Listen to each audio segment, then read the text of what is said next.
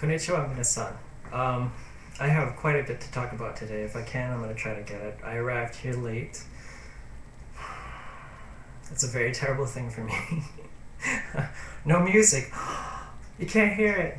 It's because there is no music. I didn't bring the radio, I didn't bring anything. I figured, damn, the printer is doing something. I figured I had so much to talk about. I said, I'm not going to mess with that. I figured the message is very important. I gotta get something off of my chest immediately, and I didn't think it'd become an issue until yesterday. And I said, well, let me wash my hair and see what happens. Sukotsuto-san went to go get his hair trimmed yesterday. Just a little bit, right? Well, turned out a little bit wasn't just a little bit. A little bit turned out to be, I think, an inch. That's upsetting. If you heard that slam and your ears popped a little bit, then you know how upset I am. People can still smile when they're upset. That's part of the Japanese way. I'm absolutely furious about this.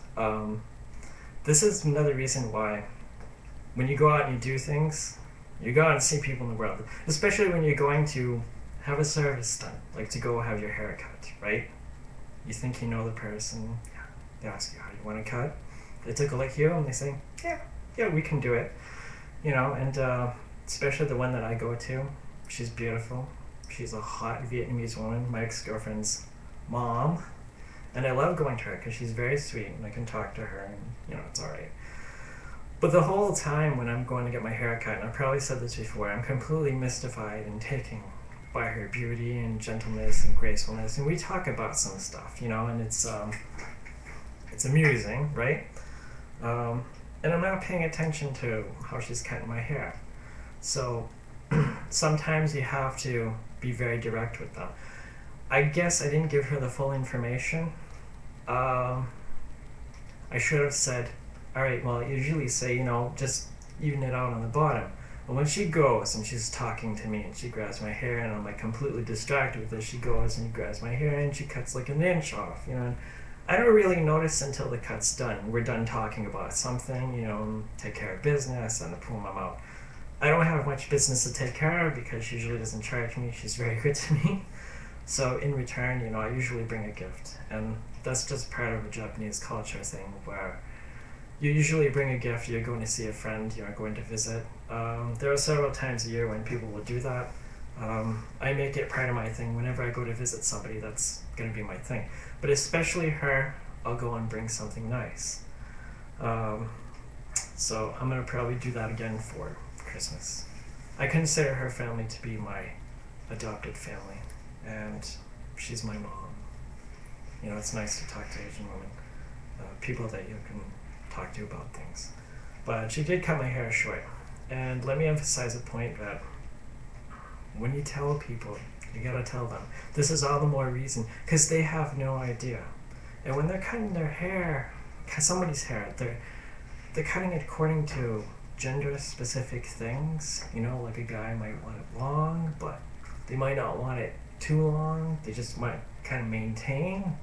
And no, that's not the case. The whole premise and point for me is to let it grow. But the whole purpose to have it cut a little bit is to eliminate the split ends.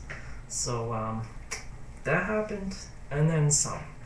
So I got up to this morning and I got out of the shower and I sang, well, what's this going to look like? I knew it was short because I could feel it differently.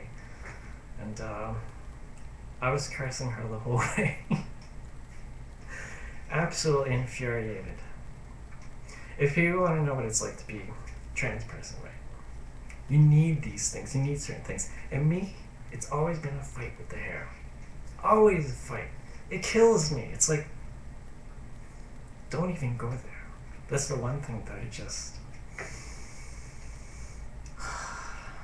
I get too upset about. But I'm trying to tell myself now, I said, well, okay, just wait 2-3 months. But there's a lot of insecurity that comes about from that. And I know that we have people on the female to male side of the community that have similar experience, you know, the hair thing. Maybe it's not cut the way and they want, and you know, when they go and have it cut, they have it cut like a girl cut, a short girl cut, okay? And then they want a short, and then they have to tell them, I wanted a boy cut. So, when you go and get your haircut, pay attention, no matter how beautiful the woman is or how nice the guy is, because guys will do it gender specific. This is part of their training, I swear to God, because they don't want to upset the customer or anything like that. I'm at the point where I'm just going to have to tell her. I think I'm going to have to tell her. Either tell her, be very, how do I say, very, very careful when I go in and watch her, so that I can get it cut the way I want. It doesn't look good today. I'm never very fashionable because I'm always in the rush of my brain, even more so these days. So I'm going to do a moment of truth and get back to you, but I had to share this with people. I'm sure a lot of people could relate, so yeah. It's what it is. Be careful when you go get your haircut.